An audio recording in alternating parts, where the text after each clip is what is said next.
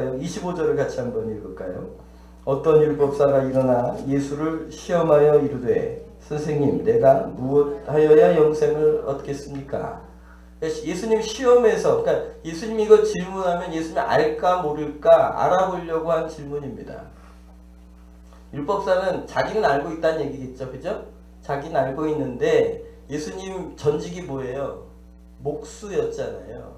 가난한 목수였기에 이 사람이 무슨 성경에 대한 알미 있을까 해서 질문을 한 것입니다.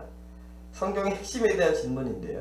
이런 비슷한 질문을 마태복음 22장에 가면 또 어느 율법사가 나와서 질문합니다. 그때는 예수님이 직접 대답해 줍니다. 신명기 죄송합니다. 신명기 6장 5절과 레위기 19장 18절 말씀을 인용하셔서 예수님께서 하신 말씀이 너희 마음을 다하고 목숨을 다하고 뜻을 다하여 주 너의 하나님을 사랑해라. 그리고 둘째는 이와 같으니 내 이웃을 내 자신과 같이 사랑해라.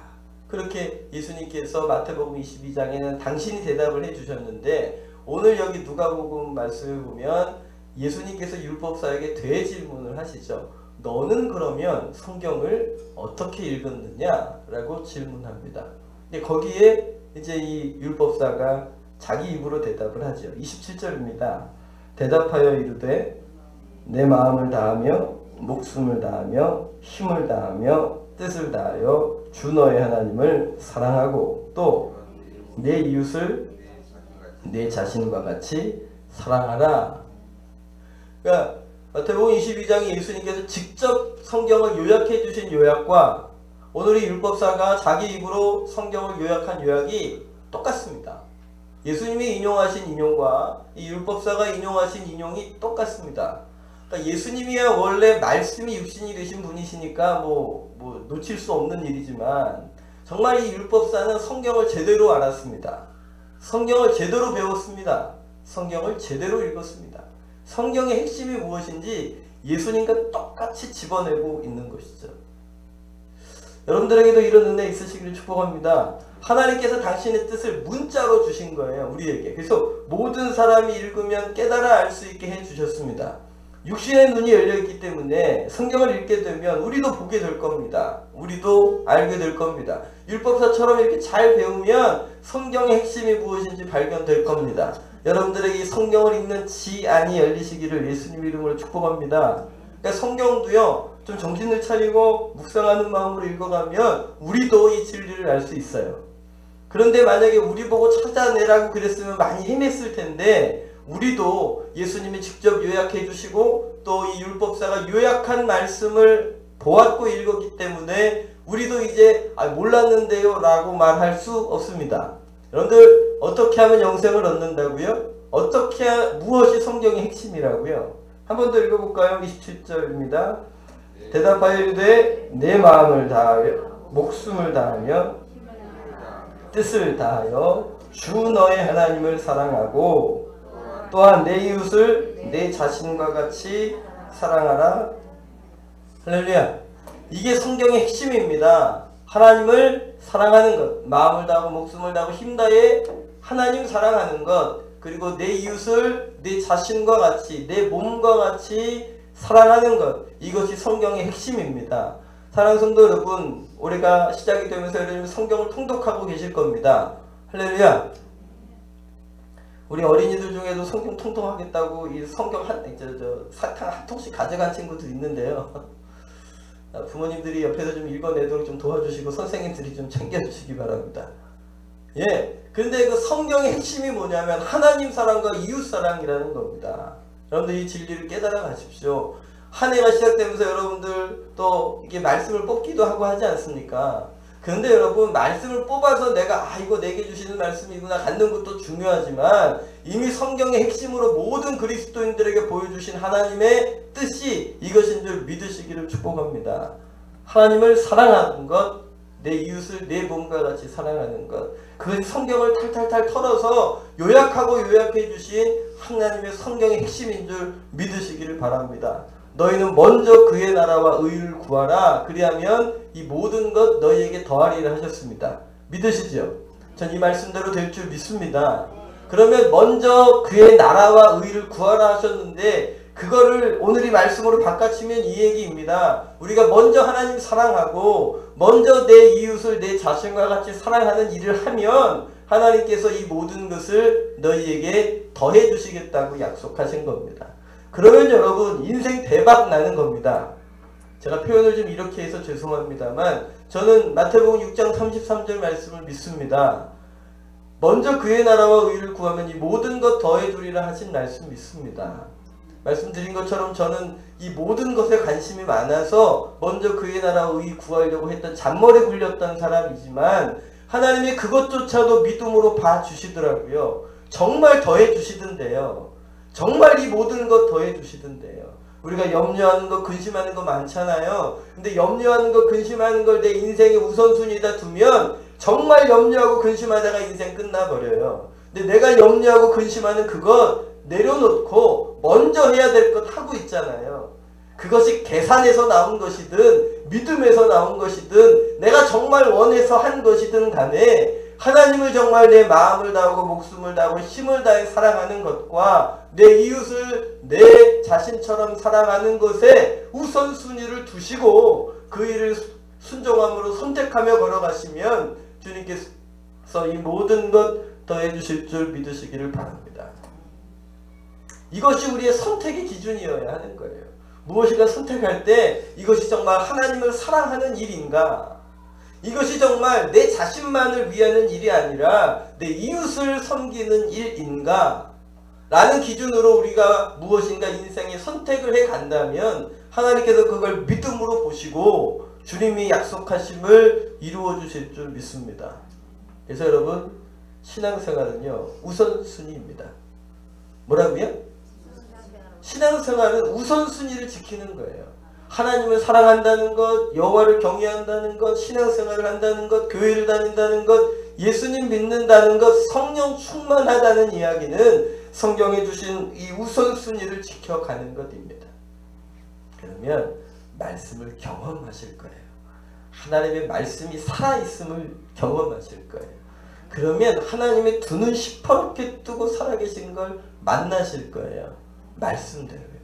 물론 기도 열심히 하고 기도 많이 하셔서 뭐 신령한 체험을 하시는 것 뭐 그거 중요합니다. 그러나 하나님의 살아계시면 말씀을 통해 만나시기를 축복합니다. 그게 중요합니다. 그게 가장 안전합니다. 오늘 율법사도 이걸 알았습니다. 예수님도 알고 계셨고요. 그런데요, 이거 아는 데까지는 똑같았는데 이 말씀을 생각하고 적용하는 게 예수님하고 이 율법사가 달라버렸어요. 28절입니다. 28절 29절 같이 읽겠습니다. 예수께서 이르시되 내 대답이 옳도다. 이를 행하라. 그래야면 살리라 하시니 그 사람이 자기를 옳게 보이려고 예수께 여짜오되 그러면 내 이웃이 누구니까?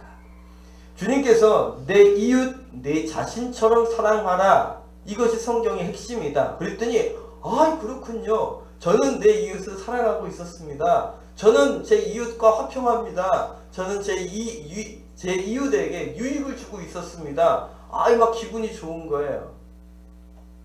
왜냐면 이 사람이 자기가 생각하는 이웃이 있었거든요. 여러분들 지금도 한국 사회가 양극화가 점점 심해져서 소위 이제 뭐 이렇게 상류층에 이 접근하는 이 장벽들이 점점 두꺼워지고 있습니다. 이게 문제죠. 그래서 복지를 하고 정책을 발효해서 이 양극화를 점점 줄여나가는 일을 나라가 해야 됩니다. 근데 나라만 할 수는 없습니다. 이 완충 역할을 교회가 또 해야 합니다. 교회가 함께 나누고 섬김으로 어려운 이들을 도와주어 보호해 주어야지요. 그 장벽을 넘어설 수 있도록 교회가 도와줘야 합니다. 이 당시에도 이 장벽이 선명했겠죠. 2000년 전이니까. 그러니까 이 율법사예요. 성경을 아는 사람이고 당시 종교 지도자였어요. 당시 종교 지도자들이 최고의 상위권에 있는 사람들이었습니다. 그러니까 자기 이웃하면 자기처럼 혹은 자기가 교제하고 있는 사람들처럼 돈 많고 명예 있고 그리고 이 나름대로 어떤 힘을 가지고 있는 사람들이 자기 이웃이라 여겼어요. 그러니까 내 이웃이 누구라고 얘기해주면 이렇게 바랬겠죠. 그래, 네 이웃은 제사장들이야. 네 이웃은 부자들이야. 네 이웃은 돈 많은 사람들이야. 그렇게 얘기해주기를 원하셨던 거죠. 그러면 저 사람 친구는 대통령이구나. 저 사람 친구는 돈 많은 사람이구나. 저 사람한테 잘해줘야겠네. 이런 이야기가 돌기를 생각했던 거죠. 그래서 이 사람은요, 분명히 성경을 알고 있었어요. 내 이웃을 내 자신과 같이 사랑해라. 근데 이 사람은 예수님의 생각과 전혀 다른 이웃을 생각하고 있었던 거죠. 혹시 우리도 그럴 수 있지 않을까요? 똑같이 성경을 읽고 성경의 핵심이 뭔지도 알았는데 그걸 적용하는 과정에서 전혀 내 중심적으로 해버리고 있는 거예요. 예수님이 원하는 이웃사랑이 아니라 내가 원하는 수준의 이웃사랑을 하고 스스로 만족히 여겨 하나님 앞에서도 상급받을 거라 생각하는 큰 착각에 빠져 있을 수 있다는 겁니다. 그러니까 여러분, 성경을 읽으실 때 지 안만 열려선 안 된다는 거예요. 영안이 열려야 해요. 성령께서 말씀을 조명해 주셔야 돼요. 성령께서 깨닫게 해 주셔야 돼요. 그 성경이 정말 무엇을 말씀하고 계시는지 그 진리의 성령께서 눈을 열어주셔야 그 말씀을 경험하고 알고 바른 길 갈 수 있는 겁니다. 똑같이 성경을 알고 있지만 누구는 구원의 길을 가고요. 똑같은 정보를 가지고 있으면서도 구원과 전혀 상관없는 길을 가는 사람들이 있단 말이죠. 오늘 여러분들 말씀을 읽으시며 기도하시며 겸손히 주님의 얼굴을 구하시기를 축복합니다. 이 말씀을 깨달아 알게 해 주십시오. 영안이 열리게 해 주십시오. 지혜와 계시의 영을 더하셔서 하나님을 알게 해달라고 마음의 눈 열어주셔서 부르심의 소망, 기업의 영광의 풍성함, 우리 속에 역사하시는 하나님의 능력이 어떠함을 알게 해달라고 기도해 주시기를 예수님 이름으로 축복합니다. 그러니까 예수님께서 이 사람 속마음이 딱 보이니까 가당치 않은 거예요. 그래서 그에게 설명해 주시려고 이제 하신 이야기가 우리가 알고 있는 선한 사마리아인의 이야기입니다. 예루살렘이 고지가 높습니다. 여리고는 굉장히 고지가 낮고요. 그래서 예루살렘에서 여리고로 내려가는 길에 한 사람이 강도를 만나서 다 빼앗기고 맞아서 법안 죽게 되었습니다. 그리고 나서 등장하는 사람이 누굽니까? 읽으셨잖아요. 제사장이 등장을 합니다. 그러니까 이 율법사의 친구죠. 존경받는 사람입니다. 근데 그렇게 자기 이웃이, 자기 친구가 어떻게 하나요? 보고 지나쳐버립니다. 충격입니다. 다음 사람이 누구예요? 자기 이웃이에요. 레위인들이에요. 그런데 그 레위인이 이 고통당하는 사람 보고 어떻게 하나요? 피해갑니다. 우리 31절 같이 한번 읽을까요? 마침 한 제사장이 그 길로 내려가다가 그를 보고 피하여 지나가고. 32절이요. 또 이와 같이 레위인도 그곳에 이르러 보고 피하여 지나가. 반응이 똑같습니다. 보고 피하여 지나가. 보고 피하여 지나갑니다. 여러분들, 이것이 이 사람들 얼마나 종교적인 사람들이에요. 제사장이고 레위인들이고요. 얼마나 신앙이 좋은 사람들이에요. 이 사람들이 없으면 제사를 드릴 수가 없어요. 이 사람들 없으면 예배를 드릴 수가 없어요. 이 사람들 없으면 하나님과 이스라엘 사람들을 화평할 수 없어요. 신앙이 좋은 사람이고요. 지식이 충만한 사람들이고 민족의 지도자들이에요. 그런데 그렇게 성경을 알고 있고 민족을 인도하고 있고 하나님께로 백성들을 이끌어야 될 사람들의 태도가 이렇다면, 그렇게 성경의 박사들이 정작 삶의 자리에서 누군가의 도움이 필요한 그 순간 보고도 뭐였다는 거예요? 피해가 버려요. 그런데 나름대로 또 이유가 있어요. 왜냐하면 레위인들이나 제사장들은요, 시체를 만지게 되면 부정을 입게 됩니다. 그러면 음식도 먹을 수가 없어요. 하루 동안은.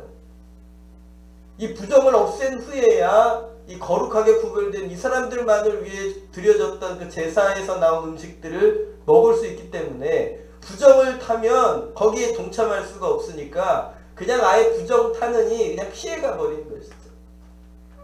그런데 그 이유도 가만 들여다보면 전혀 누구를 위한 선택이었던 거예요.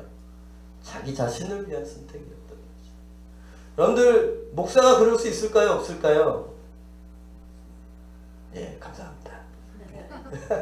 안 그러길 바랍니다. 근데 저도 정신 차려야죠. 레위인이나 이 제사장들처럼 그렇게 종교적이고 성경을 잘 알고 있는 사람들이 아마 다른 사람들 이렇게 살라고 가르쳤을 거예요. 정작 자기가 희생을 해야 될 순간이 다가왔을 때, 자기의 것을 내려놓아야 할 순간이 다가왔을 때 복은 피해가 버렸어요. 자기 자신을 위해서. 죄송해요. 목사만 그럴 거예요. 여러분들은 안 그러실 거죠?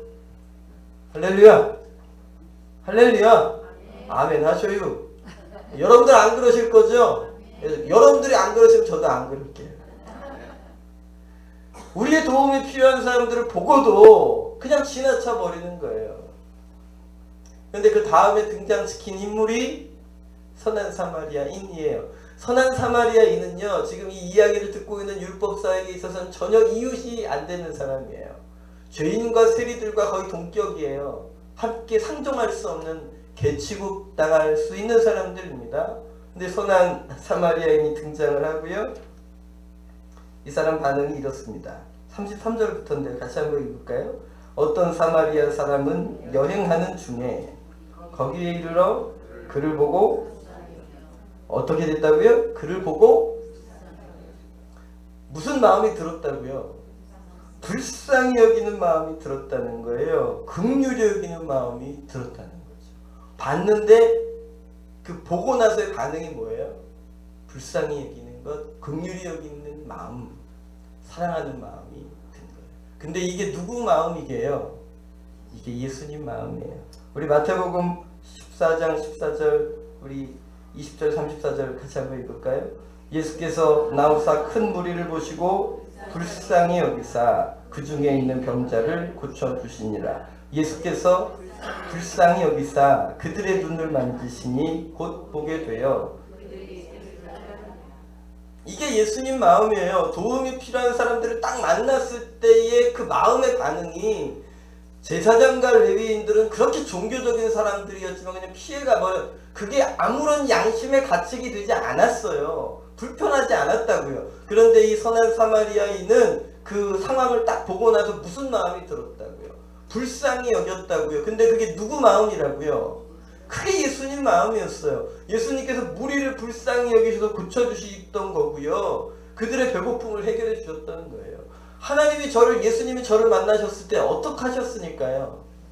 저를 불쌍히 여기셨으니까 저를 위해 십자가를 지시고 구원해 주셨던 거예요. 만약에 주께서 저를 불쌍히 여기지 않으셨다면 저도 구원 못 받는 거예요. 제가 어떻게 여기 있어요? 저 같은 죄인이에요. 그런데 주께서 저를 불쌍히 여기셔서 십자가를 지셨기 때문에 제가 여기 있는 거예요. 저만 그럴까요? 아니요. 주께서 여러분들을 불쌍히 여기셨어요. 주께서 여러분들을 긍휼히 여기셨어요.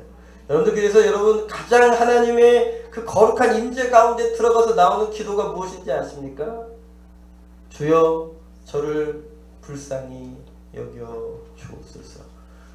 더 이상 하나님께 자랑할 게 없는 거예요. 제 직분이 뭔데요? 제가 헌금을 얼마나 했는데요? 제가 뭐 주일을 얼마나 안 빠졌는데요? 제가 봉사를 얼마나 했는데요? 하나님 앞에 그렇게 내가 자랑할 것게 전혀 아무것도 없는 거예요. 이사야의 고백처럼 우리의 의가 하나님 앞에 마치 걸레 같은 거죠. 그걸 발견하는 거예요. 그러니 주님 앞에 구할 게 뭐밖에 없어요. 그분의 긍휼히 여기심 밖에 구할 게 없는 거예요. 불쌍히 여겨주십시오. 왜냐하면 주님의 마음이 그런 마음을 가지고 계신 분이시기 때문에 그런 거죠. 나는 다른 걸 구할 수 있는 의도 없는 사람이거니와 그분이 연약한 병들고 연약하고 또 죄악 가운데 매여 있는 종들을 불쌍히 여기시는 분이시기 때문에 그래요. 그런데 그 선한 사마리아 마음 가운데 예수님의 마음이 있었던 것이죠. 그 이스라엘의 선교사로 계시던 한 분의 간증을 들은 적이 있습니다. 이분 여자분이신데요. 근데 유대인들이 예수님 믿을까요? 안 믿을까요? 안 믿습니다. 전도하잖아요. 그럼 어떡할까요? 그 사람들 돌 던집니다. 특별히 30% 이상이 이렇게 시커먼 그 옷 입고 모자 쓰고 그러고 다니거든요. 그 사람들이 그렇게 돌 던지고 막 그래요. 그러니까 유대인들이 복음을 잘 안 받아들여요. 그래서 다니는 길에 이 교통순경으로 이게 살아가고 있는 아랍인에게 복음을 전했어요. 하나님 살아계시다. 병든 사람 고쳐주신다. 죽은 자도 살려주신다. 우리 하나님 그런 분이시다. 그리고 전도한 거예요. 그리고 이제 연락처를 주고받았죠. 그리고 어느 날 갑자기 밤에 전화가 온 거예요. 막 울면서 전화가 왔어요. 우리 애기가 죽었다. 여기 병원인데 네 하나님 죽은 자도 살린다 그러지 않았냐. 우리 아들 좀 살려달라. 우리 애기 좀 살려달라고 막 우는 거예요. 뭐 이게 애기가 죽었다니까요. 뭐 이건 뭐 이게 너무 깜짝 놀래가지고 차를 몰고 이 병원으로 달려갔습니다. 그러니까 지금 이 사람 왜 전화한 거예요? 애기 살려달라고 그런 거잖아요. 그럼 저 같았으면 어땠을까요? 이 죽은 애를 어떻게 살릴까 이거. 얼마나 부담스럽겠어요. 다행히 저는 이제 시골 목회를 안 해서 다행인데 그 시골 목회 하시는 분들은 소가 새끼를 해도 굴림을 당하잖아요. 그 소 새끼 날 때 이제 가서 이렇게 안 쓰기도 하고 쑥쑥 잘 나와야 돼요. 목사가 그것도 잘못하면 큰일 납니다.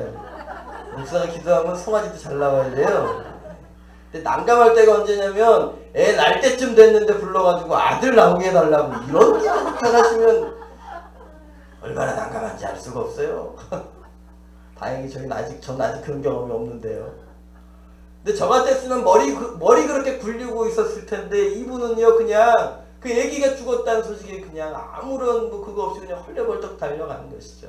병원에 들어가서 딱 봤더니 정말 침대 위에 그 조그만 아이가 누워있는데 죽어있는 거예요.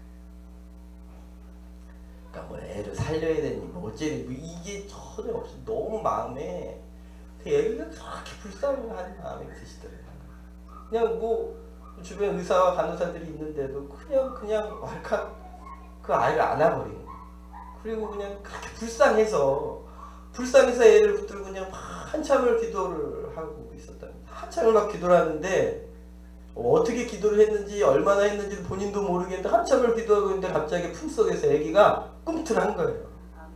그래가지고 이분이 기도하다가 깜짝 놀라가지고 팍 놓쳐버렸어요. 아기가 침대 위로 퉁 떨어지면서 응애 하고 운 거예요. 기적이 나는 거죠. 그래서 그 아랍인 그 가족들이 여러분들 그 땅에서 예수님 믿는다는 건 그 목숨을 거는 일이에요.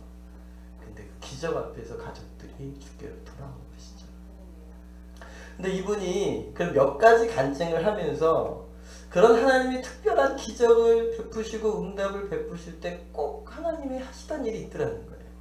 경험해 보니까 뒤돌아보니까 어떤 그런 기적이나 역사가 일어날 때 반드시 하나님 주셨던 마음이 있는데 긍휼히 마음, 여기는 마음을 주시더라는 거예요. 불쌍히 여기는 마음을 주시더라는 거예요. 그러니까 내가 그렇게 여겨서가 아니라 성령께서 그런 마음을 그냥 뭐 계산도 안 되는 그런 마음을 주시는 거예요. 뭐 죽은 애를 살려야 되느니 저 같으면 그랬을 텐데 그런 생각도 안 드는 거예요. 그냥 불쌍한 거예요. 그냥 불쌍하니까 데리고 그냥 붙들고 기도하는 거예요. 귀신 들린 딸 치료해달라고 데리고 왔는데 그냥 뭐 물러가라 이게 아니라 그냥 불쌍하니까 데리고 온 거예요. 그런데 그렇게 긍휼히 여기는 마음이 임하면 역사가 일어나더라는 거죠. 예수님의 마음이 그거예요. 불쌍히 여기는 마음이요. 여러분들 이 마음 가지시기를 예수님의 이름으로 축복합니다. 혹 우리의 마음이 그러하지 못하다면 회개해야 합니다. 혹 우리의 마음이 그렇게 하지 못한다면 우리도 어느덧 이 복을 피하여 지나갔던 제사장들과 레위인과 전혀 다를 바 없는 삶을 살 수 있다는 것이죠. 우리 마태복음 24장 우리 12절에 보면 불법이 성함으로 많은 사람의 사랑이 식어지리라 그랬습니다. 마지막 때에 그런 일이 벌어질 거예요. 불법이 성함으로 사랑이 식어질 거예요. 여기서 사랑이 아가페예요. 아가페 사랑은 교회 바깥에는 없어요. 그럼 오늘 이 24장 마태복음 24장에 있는 이 이야기는 교회 안의 얘기예요. 불법이 성함으로 사랑이 식어지리라. 교회 바깥에 세상 얘기하는 게 아니고요. 교회 안에 있는 사람들 얘기하는 거예요. 목사 가슴 얘기하는 거예요. 예수님 믿는 성도들 얘기하는 거예요. 불법이 성하니까 사랑이 식어져요. 이제는 뭐 아무리 뭐 흉악한 범죄 사건이 뉴스에 나와도 그게 별로 이제는 또 났나보다. 뭐 엽총을 쏴서 누가 죽어도 또 사건 났나보다. 그냥 그러고 마는 거예요. 그게 세상 마지막 때 징조가 될 거예요. 그런데 우리가 그 길을 가면 안 되잖아요. 예수님이 불쌍히셨던 그 여기는 그 마음이 우리에게 임하셔야 해요. 교회 가운데 임하셔야 해요. 그래야 교회가 회복이 되는 거예요. 그래야 목사가 회복이 되고요. 그래야 성도들의 삶이 회복이 되는 거예요. 가정교회에서 기도하실 때에 우리의 감정을 나누셔야 돼. 그냥 기도 제목 1번, 2번, 3번 이거 아니고요. 우리의 감정을 나누셔야 돼요. 내 마음을, 내 상태를 나누시고요. 함께 그 불쌍히 여기는 마음으로, 긍휼히 여기는 마음으로 기도할 때 거기서 능력이 나타나고 응답이 일어나는 거예요. 이 마음이 임하시기를 축복합니다. 우리의 마음 돌이켜 그러하지 못하다면 회개해야 합니다. 그리고 이 마음을 구하여야 하시는 것이죠. 불쌍히 여기는 마음이 있으시기를 축복합니다. 근데 이 사마리아는 그냥 불쌍히 여기는 감정으로 끝나는 게 아니에요. 예수님도 그러셨죠. 34절입니다. 가까이 가서 기름과 포도주를 그 상처에 붓고 싸매고 자기 짐승을 태워 주막으로 데려가서 돌봐줍니다. 이 사람이 부었던 포도주, 이 사람이 부었던 기름은 이 여행 중에 혹시라도 상처가 나고 위협을 당했을 때 자기 자신을 위한 응급처치용이었어요. 자기 자신을 위해 준비했던 거였어요. 근데 그걸 오늘 한 번도 본 적도 없는 이 사람을 위해 그걸 쏟아붓고 있는 거예요. 자기 희생이었어요. 예수님의 불쌍히 여김은 거기서 끝나지 않았어요. 우리를 위해 십자가를 지셨던 것이죠. 우리를 위해 그 고난을 감당해 내시는 거예요. 그래서 우리가 살았죠. 여기 이 강도 만난 이 사람도 그냥 불쌍히 여기는 마음으로 끝내지 않았기 때문에 구체적인 삶을 살아간 것입니다. 사랑하는 성도 여러분, 오늘 우리가 이 마음을 교회가 품어야 합니다. 3.1운동에 그렇게 당시 3.1운동 당시 전국의 기독교인 퍼센티지가 1.8%였어요.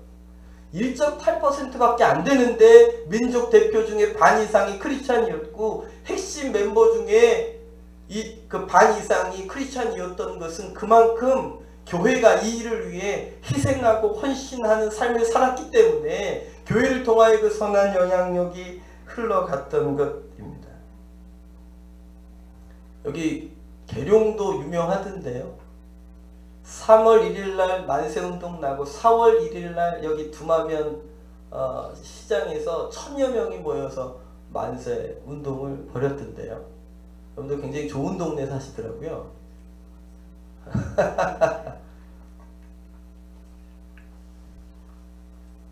거기 배영직이라는 분이 일본 순사들이 잡으려고 하는데 격투를 벌이면서 이제 만세 선창을 하면서 이 1000여 명이 움직이기 시작을 했다는 거예요. 그분은 잡혀서 19년을 옥고를 보냈습니다. 누군가의 희생과 헌신이 있었기 때문이죠. 한국교회가 다시 마음을 회복해야 합니다.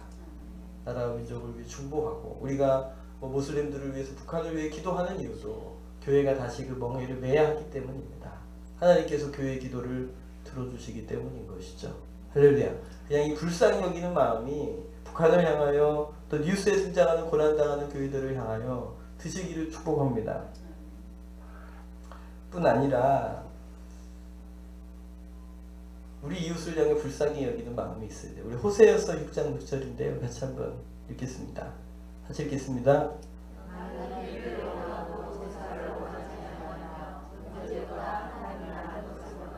12장 6절입니다. 그런즉 너희 하나님께로 돌아와서 인애와 정의를 지키며 항상 너희 하나님을 바라지어다. 하나님께서 제사 드리는 것보다 사랑하는 거 먼저 했으면 좋겠다. 니들 우리끼리 거 바꾸면요, 예배 드리는 일보다 사랑하는 거 좀 먼저 했으면 좋겠다.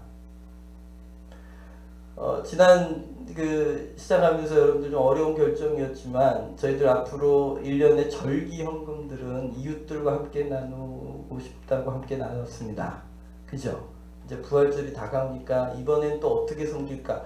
저희가 완전히 행복한 고민을 하고 있습니다. 여러분들 교회 규모가 별로 크지 않잖아요, 우리가. 그러니까 이웃을 위해 뭐 그런 돈을 재정해서 나눈다? 이거 쉽게 결정할 수 없는 일이 분명합니다. 그런데요, 절기헌금은 그렇게 하겠습니다 라고 딱 선포하고 나니까요, 이번 절기헌금은 뭘로 어떻게 섬길까 막 이제 요즘 그런 고민하고 기도하고 있다니까요. 얼마나 행복한 고민이에요. 이런 선포도 안 했으면 그냥 우리 모자른 거 우리 써야지 그러고 있지 않았겠습니까? 여러분들 혹시 개안 수술을 하는데 얼마 드는 줄 아십니까? 앞을 못 보는 사람이 개안 수술을 하는데 얼마면 앞을 그 빚을 못 보던 사람이 볼 수 있을까요? 25만 원이면 개한 수술합니다. 25만 원. 그러니까 이번에 부활절 헌금하면 몇 분 눈 열어드릴 수 있을 것 같은데요. 우리 지영이한테 물어보면 연결이 되나? 여러분들 그 신장 수술이요, 양쪽 이 하시는 분들 신장 이식 수술이 총 하면 1200, 1300 정도 됩니다. 근데 대부분 이상하죠. 그런 분들 또 가난한 분들이 많아요. 우리가 하나님 앞에서 그런 분들 조금이나마 교회가 도울 수 있다면 그게 힘이 되지 않겠습니까? 그러니까 교회가 이제부터 할 일을 찾아서 불쌍히 여기는 삶 사시기를 예수님 이름으로 축복합니다. 아멘. 그런데요, 마지막으로 하나만, 우리 에베소서 2장 1절부터 3절인데요. 같이 한번 읽을게요. 그는 허물과 죄로 죽었던 너희를 살리셨도다. 그때 너희는 그 가운데서 행하여 이 세상 풍조를 따르고 공중 권세를 잡은 자를 따랐으니 곧 지금 불순종의 아들들 가운데 역사하는 영이라. 전에 우리도 다 그 가운데서 우리 육체의 욕심을 따라 지내며 육체의 마음을 원하는 것을 하여 다른 이들과 같이, 우리가 불쌍히 여겨야 될 영혼들이 있어요. 돈 없고 도움이 필요한 사람들도 불쌍히 여겨야 하죠. 그런데 정말 교회가 눈을 떠서 불쌍히 여겨야 될 사람들이 있어요. 누구예요? 예수님 안 믿는 사람들이에요. 1절에 보니까 그런 사람들 어떤 사람이래요? 죄와 허물로 죽어가는 사람들이 아니라 이미 죽은 사람이랍니다. 2절에 보니까요, 어떤 사람들이래요? 세상 풍조 따르고 공중권세 잡은 자 따라다니는데요, 자기들은 내 주먹 믿어라 그러고 살아요. 그런데 누구 지금 쫓아가고 있다고요? 마귀 따라 살아가고 있는 거예요. 불순종의 영에 쫓아다니는 거예요. 자기는 자기 멋에 사는 것 같지만 3절에 보면 그 사람들 본질상 무슨 자녀래요? 본질상 진노의 자녀들이어서 하나님의 진노 가운데 있는 사람들이에요. 그러니까 정말 교회가 불쌍히 여겨야 될 사람들이 있어요. 그냥 단순히 구제하고 섬기자는 얘기뿐이 아니라 영적인 눈이 열려야 돼요. 영안이 열려야 돼요. 우리 주변에 믿지 않는 부모님에게 이 영적인 상황 가운데 메어지는 걸 발견하고 불쌍히 여기셔야 해요. 내 믿지 않는 우리 자녀들을 향한 불쌍히 여기는 마음이 있어야 돼요. 우리 이웃들 중에, 우리 친하고 함께 교제하는 사람들 중에, 아유 저 사람은 막 예수님 안 믿어도 법 없이 살 사람이야, 그리고 그냥 계시면 안 되는 거예요. 진노의 자녀라니까요. 죽은 사람이라니까요. 그게 보여서 불쌍히 여기는 마음이 있어야 돼요. 그 마음이 있는 사람들이 영의 눈이 열린 그리스도인 줄 믿으시기를 축복합니다. 우리가 사순절 기간을 특별히 그냥 예수님 고난 묵상하면서 그냥 금식하면서 힘들게만 보내자는 소리가 아니라, 예수님 십자가 지신 이유가 우리를 구원하시기 위함이시라면 이 사순절 기간도 영혼을 구원하는 눈이 열려서 그들을 위해 수고하고 기도하는 일들이 있으셔야 되지 않겠습니까? 할렐루야. 그래서 부활절 전도잔치에 영혼들을 초청하고 저들을 초대하고 저들을 위해 전도하는 기회로 이 사순절 시간들을 보내시기를 축복합니다.